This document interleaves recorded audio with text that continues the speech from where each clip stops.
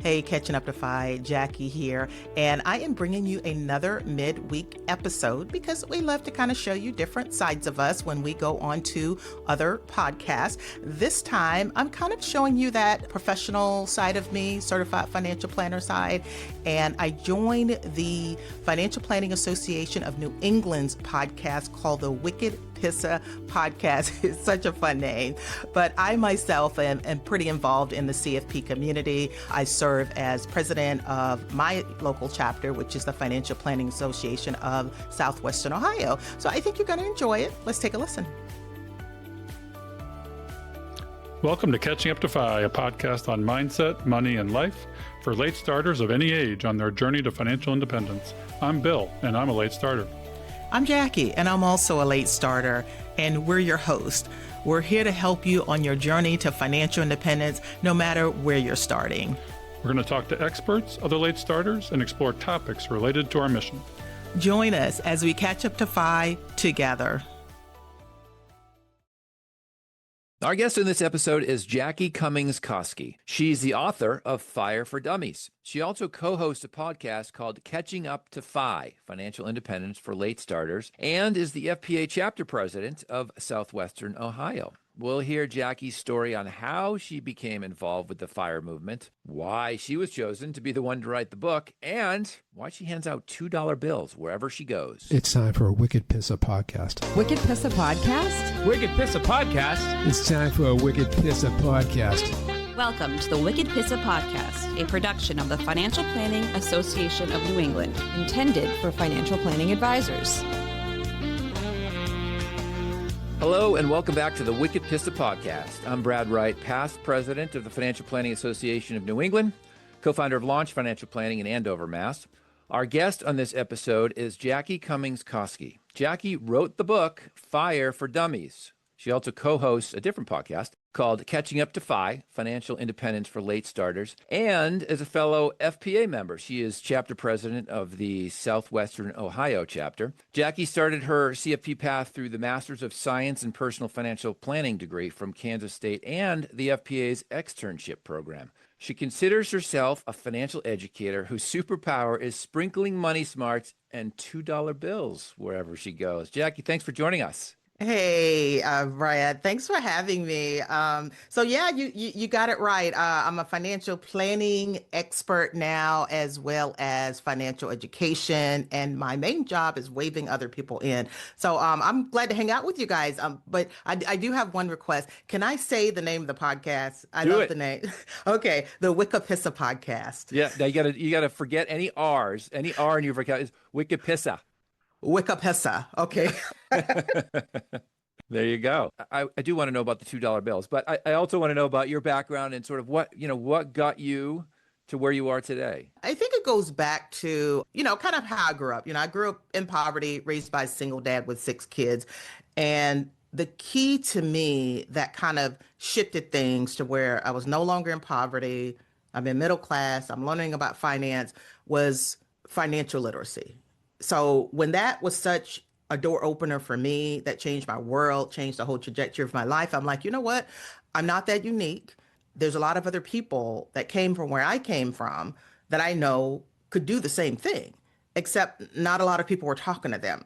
So I figured I would be the voice. So I started out just, doing personal finance workshops, financial education in high schools, wrote a self-published book called Money Letters to My Daughter, because, when we learn something, the first thing we want to do is teach our kids. And so as I'm going through that, I have a thirst for more and more. And so I started learning about more advanced topics, learning about, FIRE, financial independence, retire early. But then I said, I kind of want to memorialize some of this, right? I was started looking at the CFP saying, you know what, I'm still ready to up my game. I'm still curious. So I go to get this master's. Actually, the master's program at Kansas State was financial therapy. And I love that. It was so unique. But to get the master's degree, there was these 6 pesky classes that you had to take. And those classes were to sit for the CFP.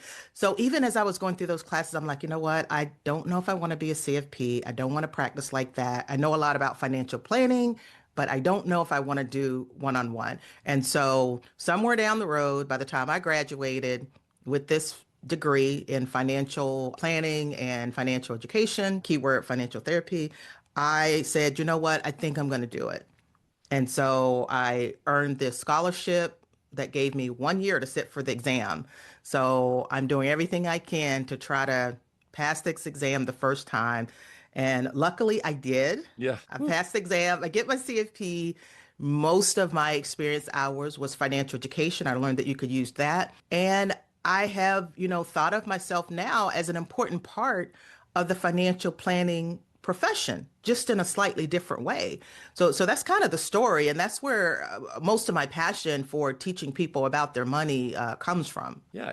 And you mentioned, somebody introduced you to financial education, which now you're doing to multiple other people. So who was that person for you? Gosh, I'm trying to think back. I don't know if it was any one person, because a lot of this was happening before social media. It was happening before a lot of these online communities and things like that. I was just so curious. And I guess my turning point would have been at the time of my divorce. I was in my mid-30s. And one big financial thing that stuck with me, that was my big wake-up call, was when I saw the huge disparity between what I had in my retirement account and what my husband had in his. I had $20,000. Again, I'm in my mid-30s. I didn't even know if that was good or bad, but he had $120,000, $100,000 more. Think of how that would make you feel. We didn't talk about this stuff, and I just, it felt like somebody had punched me in the gut at a time that I was already vulnerable, already a lot of stress and anxiety and all these emotions going on. And I said, you know what? I don't want to feel this financially ignorant again. The first thing I ended up doing is I said, okay, what was I really interested in? What was I curious about? And I was always curious about the stock market because I was afraid of it. And I ended up joining an investment club. That's what it was. I ended up joining an investment club. It was supported by a nonprofit organization called Better Investing. And I remember a friend of mine, she actually was in Boston, Massachusetts. I was in Dayton, Ohio. We're having this conversation about stocks, and I didn't even know what I was doing, but she mentioned the organization, and she's like, yeah, they support investment clubs.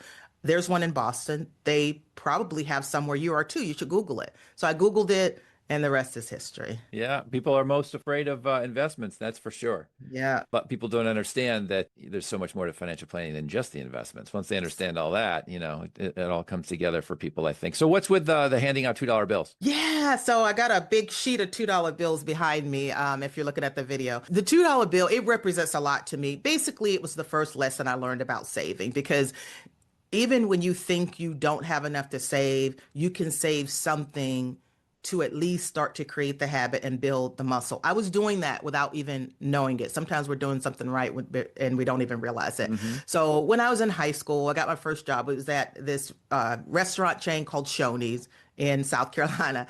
And I went to go cash my check, because back then you had to take the paper check to the bank, and they gave me back a $2. One of the bills that they gave me back was a $2 bill. So I'm like, wow, this looks really special. I'd never seen a $2 bill. So I held on to that $2 bill. And every time I would cash my check, I would ask for a $2 bill. And I saved those no matter what. The ones got spent, the fives got spent, the 20s got spent. The $2 bills did not get spent. They were always either for an emergency fund or my little special collection that I held very tight to. So I did that all through high school, through college, as a young adult, when I started my career. And I think I was easily, in my 30s. It may have been post-divorce, but I remember my daughter asked me, she's like, Mom, how many $2 bills do you have? Because I was showing her the collection one day. And I'm like, I don't know. Let's count them. And when I counted those $2 bills, I had 1,900 $2 bills, $3,800. Yeah, it was crazy. But I had saved all of that money and didn't even realize I was saving it. Now, obviously, it would have done better if I would have had it invested somewhere, but the savings gene was being built without me even realizing it. And now now I use the $2 bills. I give them away, especially to high schoolers. If I'm doing a financial education session, I'm not coming empty handed. I'm giving out $2 bills. If you got a good question, you get a $2 bill. If you answer one of my questions, you get a $2 bill. And that's just sort of been my calling card since then. That's great. They stopped making them, right? So they might be worth more than $2. Maybe that's your investment. Well, supposedly they still make them. They don't make them as often. I think the last group that they made was in 2017, but obviously there's not as many, right? Because a lot of people hold on to them, and two, nobody really uses cash that much anymore. True. But they are still in circulation, and they are still making them. All right, good. So you wrote the book FIRE, Financial Independence, Retire Early. I think a lot of advisors and just people in general have heard the term, but maybe don't fully understand what it is. So let's do a little bit of the basics. Who started the movement? Why did it get started? What is it? Yeah, so the book is FIRE for Dummies, that very popular brand under Wiley. And part of who I had in mind as I was writing the books was financial professionals, because there is a lot of misnomers. One of the biggest ones is that FIRE people are do-it-yourselfers that don't ever want to use a financial advisor. And that's just not true. They will seek out professionals for things that they find valuable. And with some of the newer models, like the advice only, that fits right into the FIRE philosophy. But they are primarily do-it-yourselfers, but more so big picture is the FIRE movement, which basically says, you know what, I don't think we have to wait until we're in our 60s to retire. Why can't we cut out early if we just optimize a few things, do things a little bit different, and speed up that process so that we can get closer much sooner to doing that thing that we love? I know most of my working life, I work to bring home a paycheck. Unfortunately, it wasn't what I love to do. And for most of Americans, they're not necessarily doing what they love. The first thing they want to do is make money. That's the whole reason why we choose our college program a lot of times. That's the reasons why we want to get promotions and go back to college and get more education. So why not do some things a little bit smarter and create the nest egg that you need so that you can live off of that nest egg before 60 or 65. Now, some of the big people that started talking about this, it goes way back, Brad. It goes way back to, Vicki Robin. Vicki Robin was on the Oprah Winfrey show when that was going on. She was basically talking about trading your time for money. And how do you not do that? And she was talking a lot about She wrote one of the first books on it. Yeah, one of the first books on it, Your Money or Your Life. Yeah. And then another big voice is J.L. Collins. He talks about simple index fund investing. Investing can be that easy for everyday people, because I always think about the masses. And as financial planners working one-on-one, we can only touch so many people. Typically, 200 or 300 households is about all we can handle. So who's helping all those other people?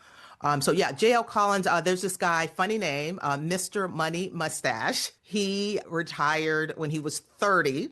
Now, he was a brilliant engineer, actually a very prolific writer. So he did a lot of writing. And one of his most popular articles was the shockingly simple math behind early retirement. He had showed this chart that said, okay, in order to determine when you retire, it's really the biggest function is looking at your savings rate. So if your savings rate is 10%, you can retire at 70. If it's 40%, you might be retired at 50. If it's 50 or 60%, you might be able to retire in your 30s or 40s. And it was just that simple. So the whole idea is to get to doing what you love a lot sooner, because it's the money part that always gets in the way, right? Yeah. So the typical person obviously is young. And then I would think either is willing to live in their parents' basement and eat noodles, or is an engineer that makes a lot of money early on and can do that. Yeah, maybe. And you know what? That's probably the simplified way that some people will look at it. So they're not all young. I wasn't young. I was younger than the typical retirement age. Typical retirement age in the U.S. is what? 65, 70? Sure, yeah, around there, yeah. Yeah. So young, I guess, is relative. Mr. Money Right. Mustache, he was in every article. Why? Because he's 30 years old, and that's the sexy, hot, unbelievable thing that the media wants to share. But I was 49 when I retired, but that's still very early by most standards. Yep. And the podcast that I host, Catching Up to Five, it's a whole bunch of people that are a bit older and thinking, you know what? I didn't do everything right coming out of the I wasn't an engineer. Okay. I didn't know about my finances when I got out of college, and I'm not a high income earner, and I'm just now learning about money, and I'm 45. What do I do? So it's not, and I think originally you hit the nail on the head. That was probably the avatar. And these days you can do it so many different ways. You got things like Coast-Fi, where you've saved enough to where just by letting it grow, by the time you turn 60, it'll be where it needs to be, and you don't need to contribute anything else. Barista-Fi, where you're done with a big corporate job and you're like, you know what? I'll just go to Starbucks and be a barista for a while to get health insurance, and I think I'll be okay. I think there's a lot of different nuances or different types and different ways that you can approach FIRE that didn't really exist early on. It was the avatar that you mentioned. Clients come to us, right, as they approach retirement, or is there maybe not so close to retirement, and they always ask, how much money do I need, right? How much money do I need to retire? So I'll ask you the same thing. So if you're retiring, 25 years earlier than planned, how much more money do you need at that point? And when these FIRE individuals retire, where are they retiring to? That's a very important question. Where do they retire to? That is really something they should be asking themselves before they cut out. I mean, obviously, a lot of them might have a job that they hate. Okay, they just want to get away from that. But I think the whole idea of knowing what you're retiring to, that's the key to a happy retirement. That applies to fired people just like it does traditional retirement. Okay, so think about what does your life even look like once you retire? And if someone asks that question, people don't have a long attention span, especially when it comes to the money stuff. So I break it down as simply as possible. And so I think one of the things that attracted me to the FIRE movement is that they did really simplify things. It's not saying that it's totally simple to do this. Start out with something simple, and you will start to ask more questions and become more curious, and then you can flesh it all out. So what do you need for retirement? 25 times your expenses. Okay, so in order to come up with that number, what do you need to know? You need to know your expenses, which typically you need a budget, right? And you need to know, what's your savings. So there's a lot of numbers you need to know to get there. And most people that I ask, I'll say, what is your expenses? What do you spend every year? Normally, they will give me their salary. They will give me what they make, which, as you know, are two very different numbers. So if they tell me their expenses is what their annual salary is, I'll say, well, do you contribute anything to your 401k? Oh, yeah, I do. Do you know how much you're paying in taxes?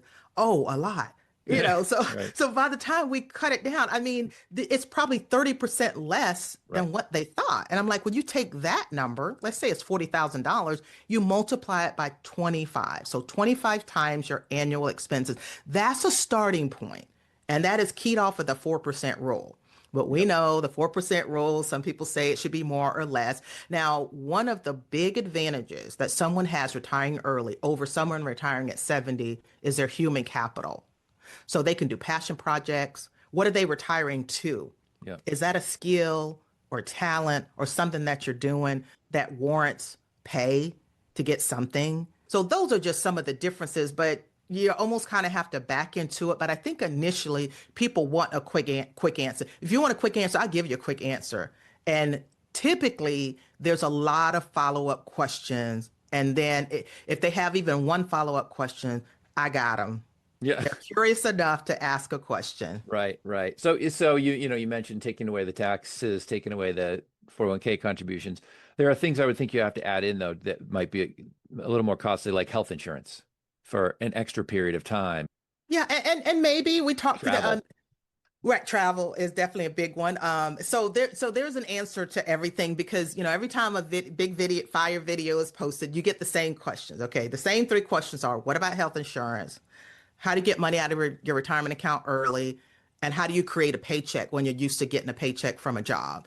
And the health insurance part, maybe it's expensive, maybe it's not. There's a lot of options. Like right now, you've got the Affordable Care Act. That's going to be very state specific and to an extent zip code specific, but you definitely should look at it. There's a lot of political undertones. So when you ask somebody, sometimes they're going to tell you whatever their political affiliation is. And as far as getting getting money out of your retirement account early, that is a seminal question in the FIRE community. And there's, as you know, there's lots of ways to do it. Just go look at IRS code 72T, and there's over 20 different ways to get it out. So those are all good questions, though.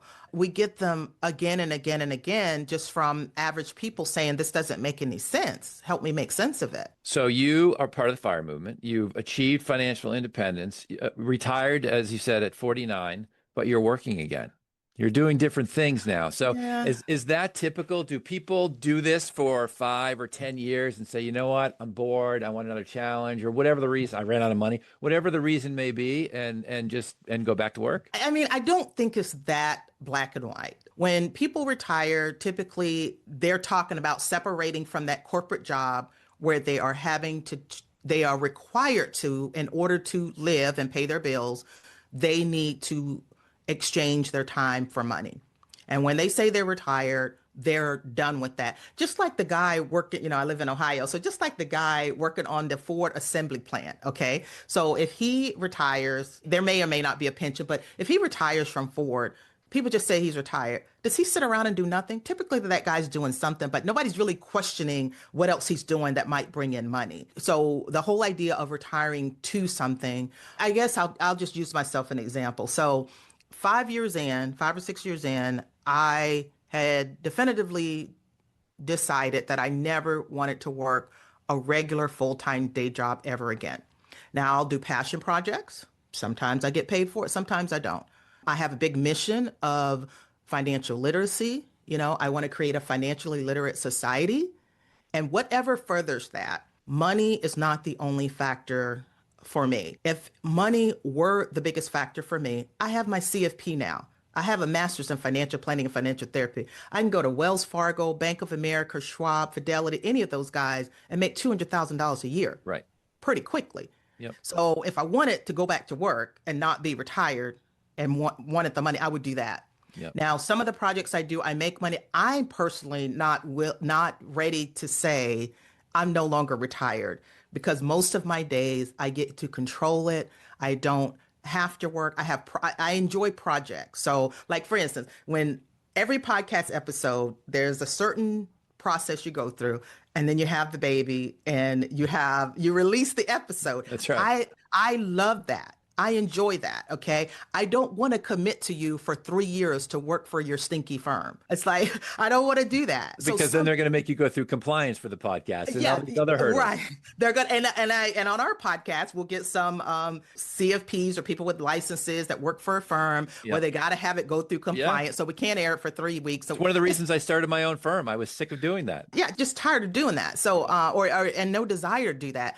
Other people may consider me working. Oh yeah. If she makes any money, if she has anything, like even from the book, she makes any money coming in, she's not retired. It's like, you know what? That's okay. You can think what you want, but one of the things I write about in the book is use your own measuring stick. So if that's how you measure it, that's fine. That's fine. But don't try to push your measuring stick on me. Okay. So my measuring stick says, I'm retired and I'm not out there actively trying to make money. If I go years without making money, that's fine. I still withdraw from my portfolio every year. There was only 1 year since I retired that I didn't have to draw from my portfolio because I did a big project and I made enough money where I didn't have to touch my investments, which goes back to that whole 4% rule. We know it's not an even line, right, and it's variable, you know. So and that answers part of the question about, okay, you have a longer retirement.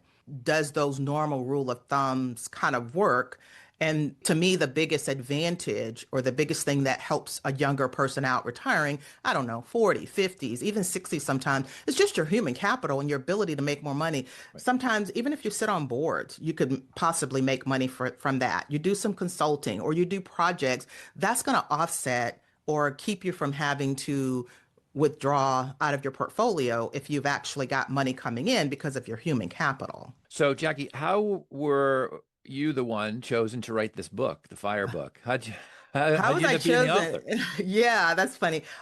So FIRE, the name of the book, Fire for Dummies, was not supposed to be the name. So they weren't looking for someone. So the interesting part is I had a good friend who's also a CFP. Her name is Sarah Catherine. She's in Arkansas. And she has a great firm that was growing like crazy. And she was growing her firm. So she had been talking with Wiley to write this book called Wealth Building for Dummies. And she just did not have the bandwidth. Again, she's building her firm. And so their question was, well, since you don't have time to write it, that's fine. Thank you for considering it. Do you know someone else that could write this book? So she emails me. She says, would you be interested? I'm like, of course, of course. And so I talked with the acquisitions editor. She introduced us and we got along great. And I had to fill out all this stuff, all this information about myself and what I do and my credentials and background and all of that. And I sent it all to her. I later figured out that that's what normally you would put in a book proposal, right? So I guess I got the shortcut. So she talks to her team and they see all this fire stuff, right? I did a Market Watch video on fire, a lot of major media stuff around fire. So that's what they dug out of it. Now, the big part of fire is wealth building. It's pretty much the same, except fire is a lot sexier than wealth building. Right. So they come back to me, they go, yeah, they loved everything, but they would like to change the name of the book to Fire for Dummies. And I'm sure those guys, Wiley is one of the big 5 publishing companies. So I'm sure they do their research to figure out titles of books and what is more popular or more likely to sell. So they came back with Fire for Dummies. I'm like, that's great. I don't know if I would have been able to sell them on it, but thank goodness they made the connection that wealth building, fire is wealth building. Let's go this direction. Yep. So that's how the book came to life. It's fantastic. It's doing well. It's doing very good, better than expected. My publisher is very happy. I'm very happy. I'll do like a 30-second math lesson. So that advance that you get is not really an advance. It's a loan that you pay back in the form of book royalties. So this book came out a year ago. I am now even. Okay. I am now even. The royalties are pretty small. About 15%. So I'm not getting, even though the cost of the book is $24, I'm not getting $24 for every book that's sold. I'm getting a very small percentage. So it takes a long time. Depending on how great the book does. I guess as far as different sales metrics or sales milestones, 5,000, you kind of hit it out of the park. So I've done well over 5,000, probably right at 10,000. And so they're going to make the movie next, right? Right, exactly. So it's hit all the milestones that says it was a very successful book, but I had no idea, Brad, what it was going to do, how many people would buy it. I knew I had some friends and family and colleagues that would buy it, but beyond that, you don't really know. No. So I'm pleasantly surprised, and so is the publisher. All right, so go find the book and buy it. Search Fire for Dummies and get on that. How long did it take you to write it? Shorter than I thought. When I wrote that little self-published book way back in the day about financial literacy, Money Letters to My Daughter was the name of that one. I was going at my own pace. It took 2.5 years. This book took about 6 months from beginning to end because I didn't already, like some people that are writing books, they've got half the book done by the time they start on a schedule. And I didn't. I started from scratch. I had to do the outline from scratch and they did the editing, but I had to put everything else together. So I did have a technical editor on the book. His name was Cody Garrett, but he went through and made sure that all the technical stuff was correct because, there's a lot of stuff in there. It was a lot of stress. I had already been retired at that point. So the idea of having a timeline and having to get this in by this date, it felt too much like work to me. But I agreed to the schedule. I'm like, I'm not working, I'm retired. Sure, I can do these, but the ideas weren't flowing. The creative juices weren't flowing all the time. And I found it to be it was stressful. It was pressure. It felt that way to me. And again, not because of Wiley, it's because, I agreed to this and I just wasn't exactly sure how it would go. And so if I were to do this over, I would definitely give myself longer. I would have more of the book already written where I'm just fleshing things out and things like that. But I got it done and I was very proud to be the person that wrote this book because most proud because I had my CFP at that point. I had just earned my CFP. So I was glad to be able to put Jackie Cummings Koski CFP on the book. So I'm putting in there very balanced, accurate, well-researched material and putting it all in the framework of financial independence. And I even have one chapter, it was chapter 8, that specifically talked about working with financial professionals and just deciphering some things that confuses us all, like flat fee, fee only, we in the profession even get confused about it. I was clarifying that. And my big thing, especially for FIRE people, but if they say, how do I find a good financial planner? Don't you get asked the question all the time, right? Yeah. My answer is the first thing is to know what you're looking for and what you want help with. And once you do that, then you can start to, whittle down the different type of professionals that would be able to fulfill what you're looking for. But if you don't know what you're looking for, the first person you go to, they're going to tell you what you're looking for, and it's whatever they do. And that takes some work because a lot of people don't even know where to start with that. What do you mean? What am I looking for? I'm looking for someone to help me with my money, right? Yeah. Right. They usually make it very general, and then then you got a conversation going. Do you want them to manage your money? No. I like index funds. I want to do it myself. Okay, so that's not who you need. Right. Maybe they'll talk about taxes. Maybe they'll talk about they need an estate plan, and so there's a lot of different types of professionals, but you have to know what you're looking for. Sometimes it may be a CPA. Sometimes it may be an attorney. So again, us as the profession, it's part of our job to help educate people on how to even find the right professional, because, a lot of the negative reputation that we might have, it comes from people that aren't even CFPs, right? Anybody can call themselves a financial planner, but how does the average consumer know that? Yep. I see a CFP board's trying to do commercials for that. Yeah. To explain it. Yeah. They're doing a good job. I actually like the commercials, but yes, they are definitely spending their marketing dollars for sure. And why you should have a CFP. So, all right. So 6 months, 8 hours a day you're writing? Heck no. No way. Maybe 3 or 4 hours a day. I tried everything, Brad. I would do dictation because I walk and I hike a lot. So I like to speak it. I tried AI. I think it was way too early. Yeah. Only to sort of plant some seeds for me, or if I needed a list of something. Sometimes AI did a good job. Like, let me make sure I'm not missing anything. Let me see what AI says.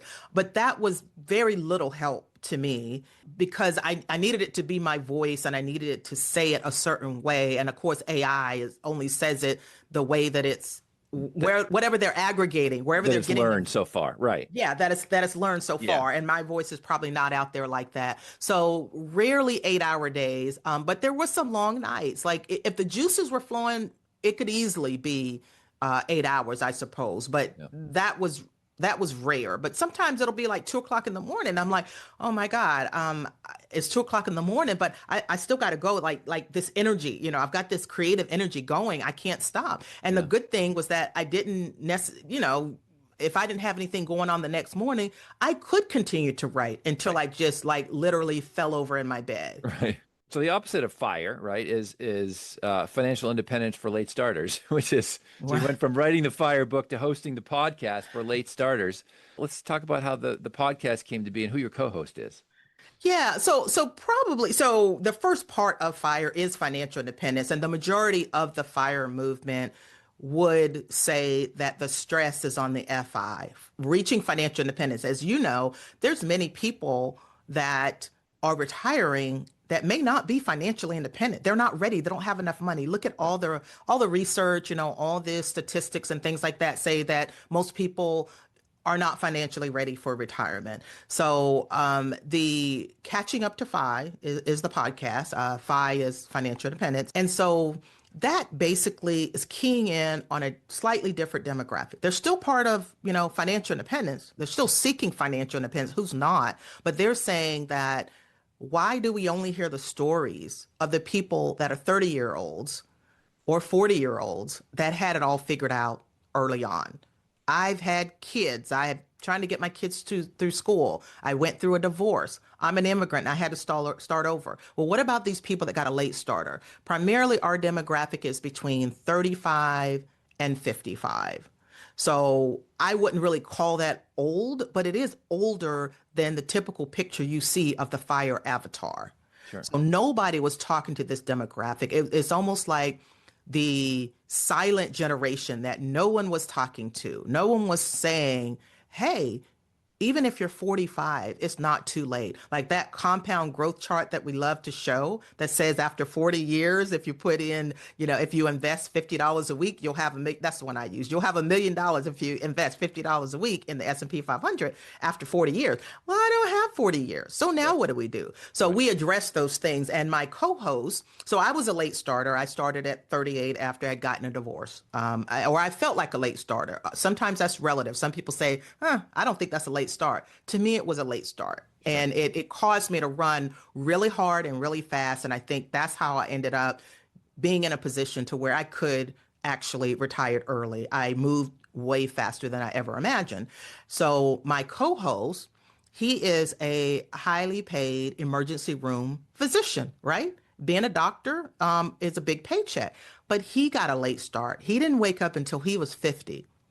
Big money, big life. Yeah, right. Just more zeros. Right. Just add more zeros to it. So he was living a big life. I mean, some of it he doesn't regret. He has 2 twin boys that they had some great trips, lots of great memories and different times together that he would not trade. But he knew that he was spending everything that he earned. He talks about his story. Basically, him and his wife was a single-digit saver, almost had nothing at the time he woke up at 50. And then he started putting all these pieces together. He got really curious and he changed a lot of things. And now he's in about 10 years, he's turned it around to where he is financially independent. Now he is still working. Now he will be physician, right? Not as a financial planner. Right. Not as a financial planner, although now he has enough knowledge where he could be a financial planner. I am definitely nudging him down the CFP route and all of that. However, he enjoys being an ER physician. He does enjoy it, but there's a high burnout rate. Sure. There's a lot of stress. Sometimes he shares it with me and our community that in the ER, he's having to tell people that they've got a chronic disease or that they've got a terminal disease that was not detected. And the way that they ended up in the emergency room is that they were ignoring all these signs to begin with. So he enjoys what he does, and he has the ability to where he ratcheted down. I think he works like 3/4. He's not part-time, a little more than part-time, but his job is in very high demand. And so if he wanted to, he could go down to 1 or 2 days a week, probably, if he wanted to. And I feel like that's probably how he's going to retire. He'll retire, and they might say, hey, can you work 1 or 2 days a month? Or whatever. He might say, yeah, I can give you these few days. Do you consider him retired or not? Right. Right. I don't know. But but if he has those skills, those expert skills that are in high demand, why wouldn't he use it? He may decide to do it on a volunteer basis, Doctors Without Borders or something like that. But it's up to him. And at the time that he retires, I think he's okay now, but he says he has a few more years, but in his mind, he has a few more years, but I think he's able to, he can retire whenever he wants. It's technically retirement. If anyone else wants to call it something different, that's fine. They can use that for their own measuring stick. But he's very interesting too, because he represents the high income doctor that most people think have it all figured out. Mm-hmm. And a lot of planners go after, physicians and doctors. And he's right now looking for I think before he didn't really have a planner. He had like salespeople. I think it was like insurance or something like that. But now doctors get hit from everybody. Yeah, doctors get hit from everybody. So he has wised up and he tries to educate other doctors, but also he does want to work with a financial planner, so he is currently interviewing financial planners to get the right fit for him. And so this whole idea that the FI community or the FIRE community doesn't use financial professionals, that's just not right at all. He has a CPA that takes care of all his tax planning and tax work. So he does that. I've used, financial professionals. Sure. So I think it's a misnomer that, we wouldn't want to work with financial professionals, but, very mindful though about, how we spend our money. You can't be an expert in everything, right? I mean, you're Yeah. an emergency room physician. You're focused on that. Right. It's not like Right. you should know everything about your personal finances. You should have a general idea of what's going on, but Right. somebody else is going to be paying a lot more attention to it. Yeah. And that's why we usually say DIY or do it yourself. It doesn't mean you want to do it all yourself. Right. There's still things you might want help with. And then so I'm talking to the fire people when I'm talking about that, because I am part of the financial planning world too. And there are, very capable, a whole lot of great professionals that are there to serve. They're experts at what they do, and they have a lot of knowledge that the average person does not have. So for fire people, there are a lot of value that a financial planner can bring to you, or other type of financial professional. Mm-hmm. And for the financial professionals, just because they talk about fire or buzzwords for fire like passive income or retiring early, that does not mean that they don't want or need to use some type of financial professional. Help you reach those goals earlier. Yeah. Yeah. So congratulations, your podcast has reached 1 million downloads. Yeah, I'm very happy about that. Fantastic. It's been a ride. It's been about 2 years, as you've been doing this podcast, so it's great. You get to talk to a lot of people, and you get to flesh out certain things with experts and all of that. So we're very proud of it. Bill, my co-host, the ER physician, he's actually the founder, and he had done a few other financial literacy projects, so he's been around that for a long time. And so I'm more proud of him because he was the one that did it. I knew that older people or people with a late start, they were not given the attention that they needed. No one was really talking to them, but Bill was the one that actually started it and did something about it. Yeah, well, congratulations. That's a big milestone. Yeah, thanks. It's a big milestone. How's everything with your Southwestern Ohio chapter, FPA chapter? Oh, I love Madam my President. chapter. Yes, Madam President. I love it. You know what I really appreciate, Brad? I appreciate that the chapter board, the chapter executive, whose name is Danielle, she's awesome, how much they embraced me. I knew my approach in the world of financial planning and the role that I played was not that common, and that it was different than the typical one-on-one financial planner. But they embraced me. And welcomed me to the board, even got to the point where I'm president now. I think it's important to note that this financial planning profession, there's a lot of different roles. You've got technology people, you've got some people behind the scenes, you've got people that do one-to-many, people that do one-on-one, people that focus on different things. So I am a huge advocate for the profession, and I want us to do good because we hold so much knowledge that we need to share. And a lot of the work that we do, we are sharing as much as we possibly can with what a planner can do for you. There are many awesome chapters, small, medium, and large around the country that, and it's great. It's not, there's a centralized FPA, but, all the chapters sort of operate on their own with help if they need it. And everyone's kind of doing different things and different cool things. I am very proud to be, whenever people if anybody makes any negative statements about, financial planners or anything like that, it's like, well, that's me. Okay, I'm a part of the financial planning world now. So let me just give you a little clarity on that.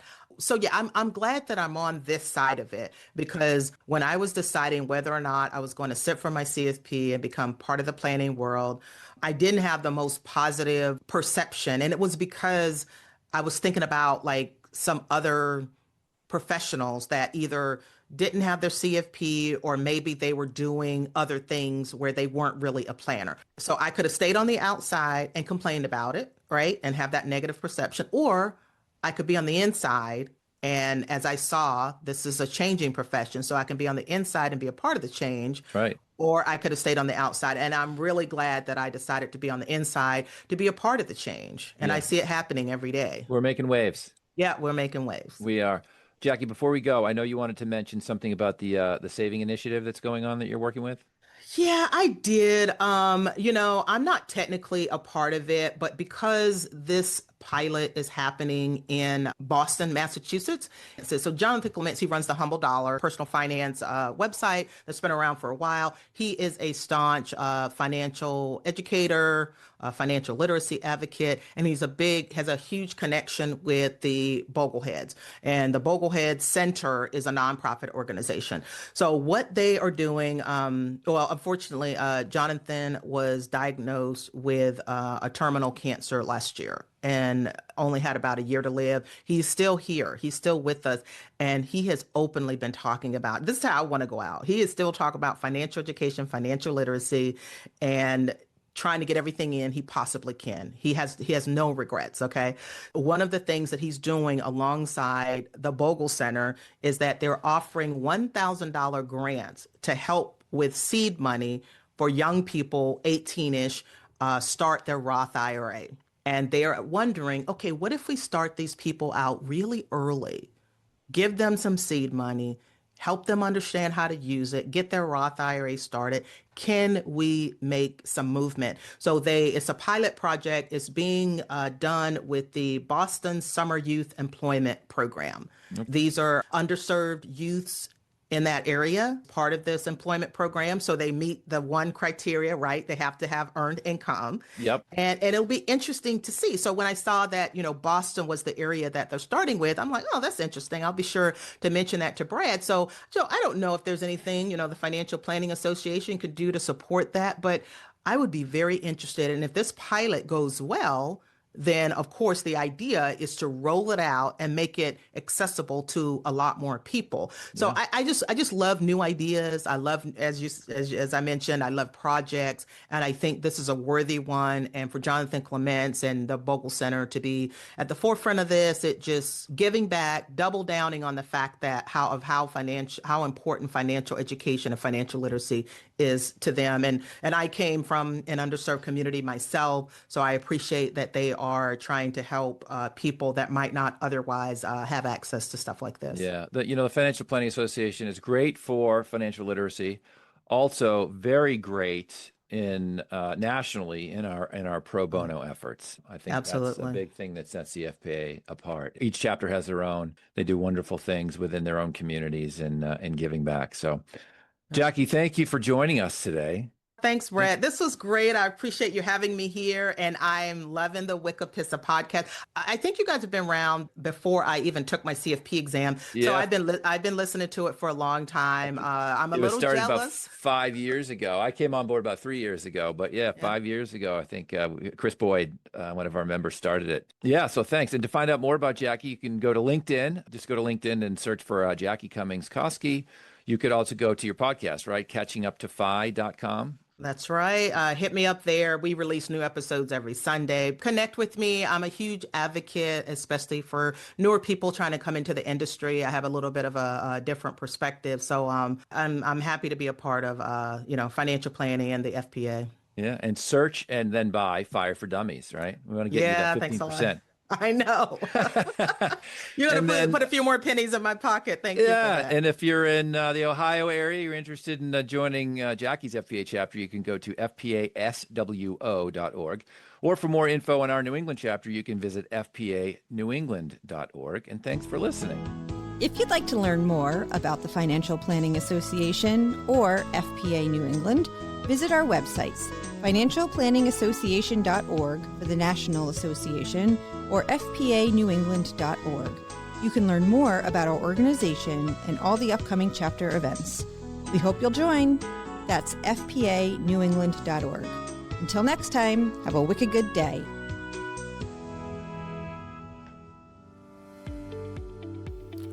So, Bill, as you know, we cannot do this show without our amazing staff and the people that help us put this on. Our social media maven is Diana Falk, and our editor is Fritz Brizard. We love them, and they keep us going. Yeah, Jackie, this show wouldn't have the quality it has without our folks, our peeps.